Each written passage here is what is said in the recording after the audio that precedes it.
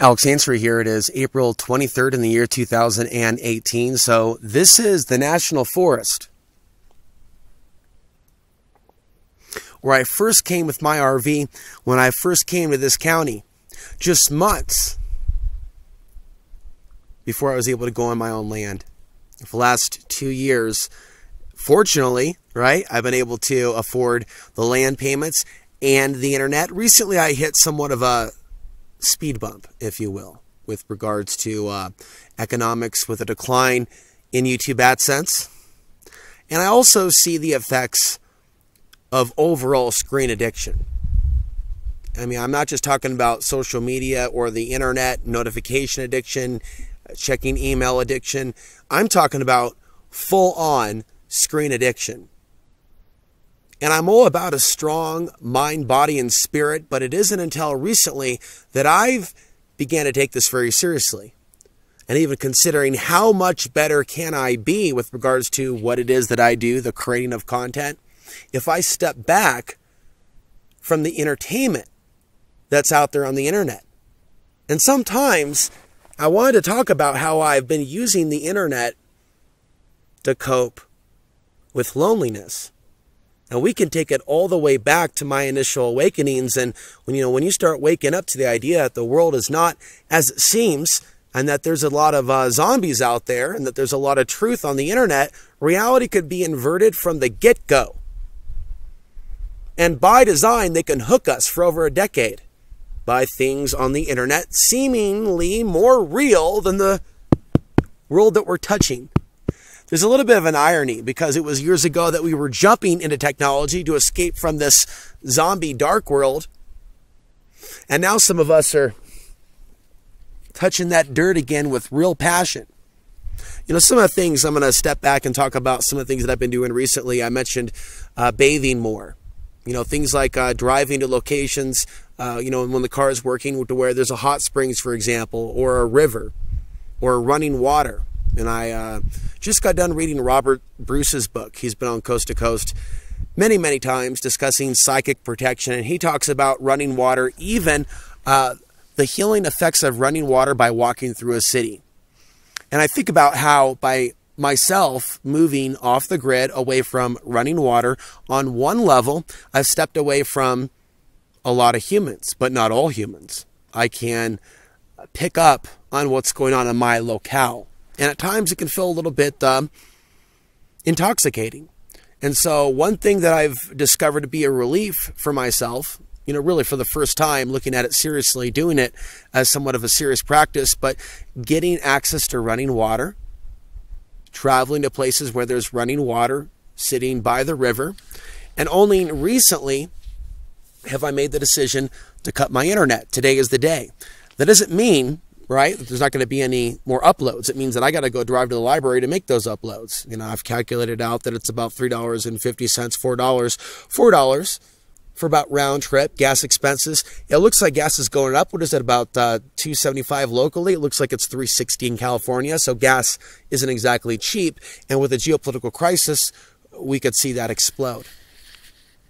And there may come a time sooner than later that we're in an economic collapse. And for those of us that are on YouTube, things could end up even more difficult than they are already. If something were to happen major to the stock market, that would directly impact YouTube content creators. A very special thank you to those that are supporting at Patreon. There's going to be a lot more content that I'm going to be bringing to outsidethebox.vhx.tv. I hope you join this season.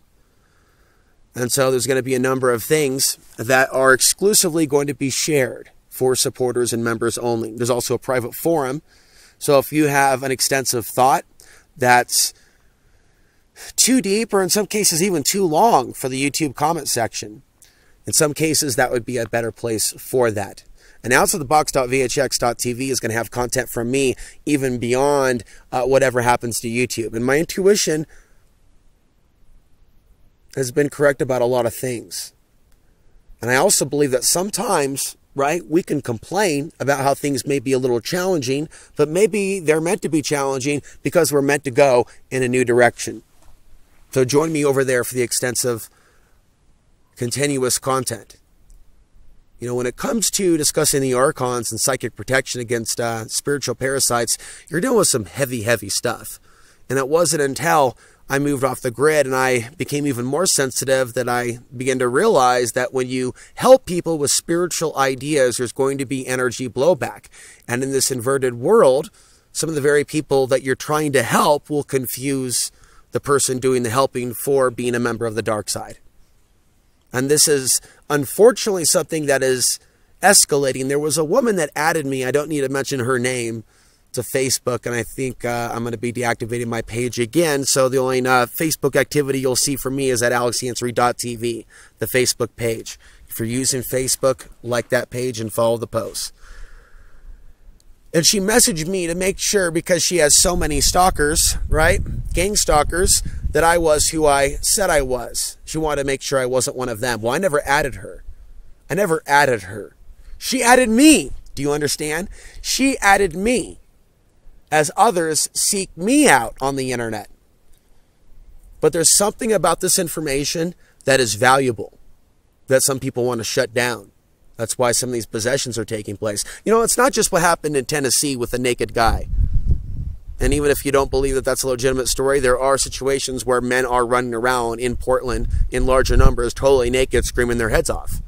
So there's various elements of the targeted individual conversation that a lot of people aren't having. They're having a surface level conversation. They're blaming it on their neighbors. They're saying their neighbors are agents of the government, but they aren't dealing with the spiritual attacks. And that's what's happening to a lot of these people that believe that they're being, quote, gang stalked by the government. They're being spiritually attacked. And so people like myself, we aren't exactly in large numbers. Those of us that are here to remind you of the path to the ultimate truth is where we need to be placing our attention, not externally to these external religions and these external forces and these external demiurge consciousnesses. We need to be looking for the truth within us, within our own selves. That's when my journey began. That's when my media experience began. When I started in 2004 in Portland, Oregon, right? And it was only 6 months earlier than that I was going through major challenges. But in those years after 9/11, really after 2000, I began to read. I didn't really understand what it was that I was looking for, but I felt that longing, and it was very, very deep into the dark of night in 2003, like I was on the cusp of something. And I was still dealing with those challenging years of being in my early 20s without any family nearby and dealing with living in the modern urban Babylon of Portland, Oregon, experiencing some challenges along the road, working at a lot of jobs that weren't really rewarding to my soul. But by 2004, I aligned with something. I'm not big into astrology, but it was something about the Venus transit of 2004. And I aligned with something, and one part of my life no longer ceased or was the dominant reality, and another set of doors opened up. And I walked through those doors. And it was a significant period in my life. And right now I'm seeking to walk through a new set of doors that will lead me to a new level of freedom, a new step up in the evolutionary individual leap in the life experience, consciousness aside. Have you had that evolutionary leap in a life experience lately? Have you sought one? Have you prayed to the Creator, that which some call God, for His assistance, for its assistance? It's something that I do every single day. And I also understand if God doesn't necessarily give me what I'm asking, maybe I'm not meant to have that. That's where a lot of people in the New Age law of attraction circles get it wrong. It's thy will, not mine, be done. And so I understand that for a time, we may want a certain thing or want to be at a certain place or want a certain job or even want a job. But maybe in some circumstances, we're not meant to have that job or to move to that city or have that girlfriend. Maybe we're meant to be exactly where we are and to learn to become stronger spirits without all these external things. And see, we live in a Western society, and I was watching a documentary on the 1980s, and I love watching documentaries about the 1980s, and this was an MTV-produced one about more the political and social changes going on then, but it was also the rise in the worship of greed, despite all the things that we may love about the 1980s and memories that we've had. There was also like the beginning of the worship of these things and the things that are in the Sears catalog, which maybe many people could not afford. So there's this type of status. And yet we see these marked up price tags on VCRs like $1,000. Or, you know, if I was an adult in the 80s, I can remember perhaps more of what things cost, but I was a kid. But there was a big part of our reality that seemed so cool that was about materialism, bigger, faster, stronger. And it was expressing itself through the cars, through the electronics, and through the people. But these fads that may have been very valuable and important to people at the time, where a cassette may have been a certain amount, notice how that changes. And just notice the nature of the fad. And I'll also remind you that these solar cycles that I talk about, the highs and the lows, look at how the sun was more active in that period of the late 1970s going into 1980. And so when people talk about all these things that were happening, including the Russian invasion of Afghanistan, I'll remind you, of 1980, the same year of my birth. I was born literally in the year that the country Afghanistan began to see its fall in an almost permanent basis. And it will be a permanent basis unless we see like a major take down of the Tower of Babel type event. Take down of Babylon type of event. Some sort of major solar event. Something that interrupts this technological Tower of Babel type of reality. Unless we see that, mankind's going to wake up in a very dark dystopian reality. And perhaps it already will, even if there are a series of solar flares that affect our grid to a certain degree. Doesn't mean that the robots are going away, but things that have been built and shielded underground under our feet. So, I can look back at 1980 and see how, they were really taken aback by the fads. They're really taken aback by these world changes. But they're really unable to look at the sun's influence. Yet we're a society so interested into astrology and so many things. Yet human excitability really into fluff, not necessarily into substance. There's a difference. Here we are in the post-2012 reality, in the post-9/11 reality, and we're getting ready to walk into the 2020s. And still, a lot of people have no idea what's coming. And I will find myself also putting out information that I think can save lives. That I think can get people thinking about whether or not they want to stay in some of those potential high-risk areas after they see some of my videos. And that could be upsetting to the dark forces as well, that have the ability to possess even some audience members with obsessive-compulsive tendencies and screen addiction. So look then at the person that's giving them information freely that might be actually valuable one day. To then develop this type of possessed psychosis that the person giving them the truth and the information is the enemy, not the people actually behind the $21 trillion in debt. We are now, this is why I'm stepping back from the internet, because I don't want to be infected like others are being infected that are consuming internet content. I want to now, as if it's an alcoholism issue. Picture yourself an alcoholic wrapping your car around a telephone pole, and you're not necessarily busted by the police, but you're like, oh my God, I better quit drinking. Well, when you start having experiences where telepathy is happening, where telepathy shouldn't happen, where you're not intending it, but it's just happening anyways, and it's happening from some sort of a lawnmower man type interface with the internet on an almost full-time basis, being off the grid with nothing else to really stimulate you except that non-local awareness element that can connect our psyches with other entities, whether they have souls or not, that are using the internet. That's heavy, heavy, heavy. That's heavy, heavy, heavy. And it was fun for a while until I realized, right, that the loudness, like the whole purpose of meditation is to quiet the loudness within the mind. Like last night, there was a shooting in Tennessee, and there are these details about it, and it's like someone could be in a programmed state of being reactionary to what's happening in the news and having certain emotions, or they can step back and go, my emotions are not going to be manipulated by what's on TV, by these manufactured events. And some events can be manufactured even if they happen and people were shot through simply the demonic possession of the person that decided to carry that out. And see, what a lot of people don't realize is that I moved into a region of the state where there are an increasingly larger numbers of people from other places that also came to the state for healing, but may not have actually dealt with their demons. It just seems to be in a state of lingering. There's some very troubled people here. So just because there are trees here, and someone could be looking at, these videos from somewhere where there's less trees, it doesn't mean that the people that actually live here are more spiritual than the people that say live in your community or live in your city.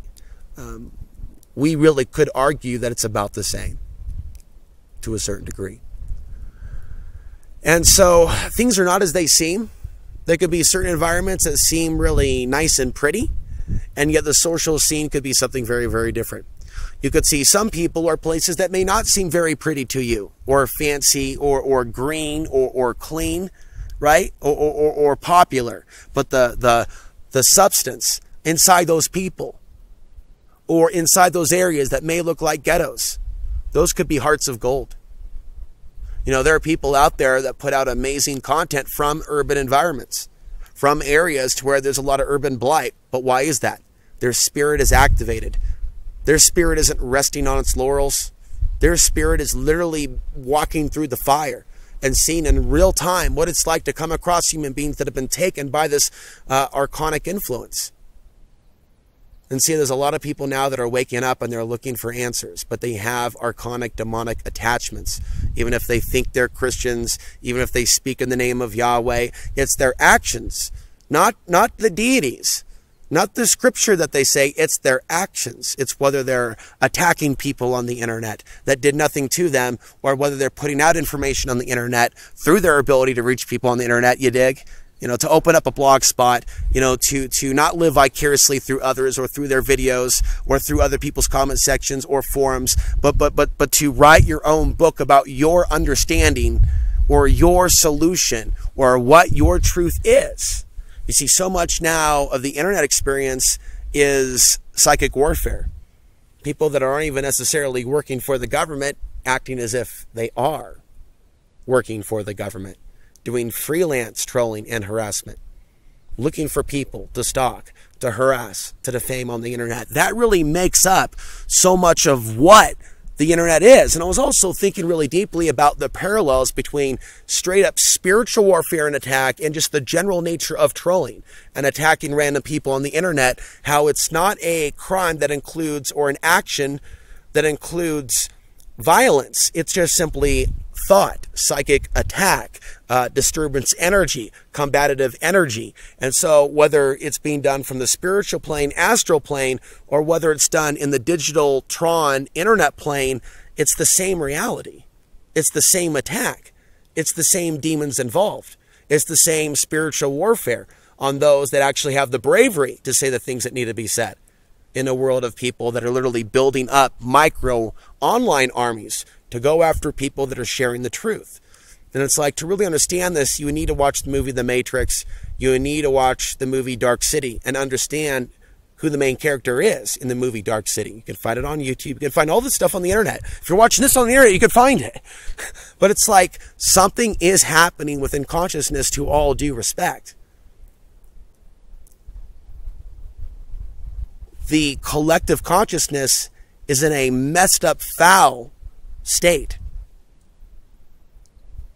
That is obviously being seen on YouTube. That is obviously being experienced in the internet engagements with others. And I'm looking at where this psychosis, and the people that suffer from voices in the head, and they may not be going out on mass shootings, but they may live on the internet to assassinate characters. Or they may be worshiping someone on the internet. There's literally nobody that I'm just sitting in their comment section just waiting for the next video. If anything, now for the first time, and I would say my entire life, I'm decording from that entity called the internet, as far as it being like a full-time interface in my consciousness. Full-time. Full-time. And that's what it's been in my life. A full-time interface without a phone. Just having the internet at home. That ends today. That ends now. No more. The truth is within me. There's so much more I haven't shared with you that will be shared with the on-demand audience exclusively. I've been praying every single day to the Creator, even praying today, immersed in water for a full half hour.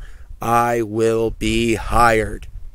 I will not be rejected as I was last year. I will be hired. If I am not hired, then I will go deeper into my studies. I will go deeper into my video output and building up outside the box.vhx.tv after 14 years of putting thousands and thousands and thousands and thousands of videos freely on YouTube. I have to look at how I can empower my life even more with this information and deliver even more information to an audience with the actual ears to hear and eyes to see. And there's a growing number of people. But you see, in this day and age, those people aren't people that are being automated by the machines. Those are the ones that remember to go to youtube.com/Alex Ansary. Those are the ones that sign up on the newsletter. Those are the ones that don't wait for the machine to let you know or to suggest or, shall I say, erase me off the internet. And what I can see from Facebook is that no one's actually engaged with my content in 2 weeks on my personal Facebook page. If you look at my Twitter page, there's little to no engagement as well. In some cases, there's more engagement on Twitter. If you look at alexansary.tv, the Facebook page, little to no engagement whatsoever. This is after, mind you, 14 years of being involved. We can look at some videos, 66 views. I'm trying to help people deal with their screen addiction, their internet addiction, their social media addiction. 66 views, maybe even 90 views by the next day. Those are levels of what I was receiving, for those that just didn't know, 6 years ago. That's where I was. And so we have people that are at 56,000 subscribers that have had a channel for a year or two, that are just doing the Donald Trump thing or the Q drop thing. They're like brand new channels. And they're like, then there's me. And it's going like this, now at 160. I don't even have enough coming in from YouTube to make the land payments. So I look at these challenges and I make the effort to bring in money from another source. And I see the benefit in stepping back from the internet and working full-time on the internet and kind of, returning to other so-called real world aspects, because the internet's become a very dark place. You look at social media, you look at the forum technology, and I even have my own Discord forum. There's no conversations going on of any real deep nature. You look at those people that have come and gone out of all the different people that have found my content, out of the 15,000 subscribers, and you'll see what 4 people say they acknowledge some value in a video that I put out about screen addiction, where I'm sharing with you from the heart, where I can read from you something from my journal. 100 views. But it's like, really, that's what this come to after 14 years. After 14 years of putting out content, I could share with you something that is, I believe, positive, spiritual, motivational, right? And it won't necessarily be attacked, but people will just be like, whatever, dude, we're barely going to... No, we want controversy. We want you to say something that gets us angry at you, Alex, and we'll respond to that, and they'll have views. But the other stuff, you know what? We just don't have the time for it, Alex. We just don't have the time for it, Alex. Only 60 of us can show up. Only 100 of us can show up, Alex. We just don't have the time for it. I don't know, man, Alex. You got to work on your thumbnail, your title. It just wasn't compelling enough. See, at some point, even a content creator passionate about helping his audience needs to understand that speaking to you on YouTube is only one way to speak to you. It's only one medium. Writing is another way to share a thought. But if a certain amount of an audience won't leave a certain comment section or platform like YouTube, then we have to let go of them. It's like a relationship. And it's like some people are deep into an addiction, and we may love them. We may be sexually attracted to them. They may be people in our lives, but at some point it's an addiction. And if they're only going to live their life a particular way, or in this case, only receive the content on YouTube, and you may go out and whatever and do certain things in your life and whatnot, but I'm a person on the internet sharing information with those that are looking for it. I'm not going to go out and somehow find a way to target you or get you to, buy a food supply thing that really you don't need. The only people, right, that I want to sign up to the on-demand channel are the people that want to see me grow, are the people that want to hear me speak my truth about what the archons are doing to the human species.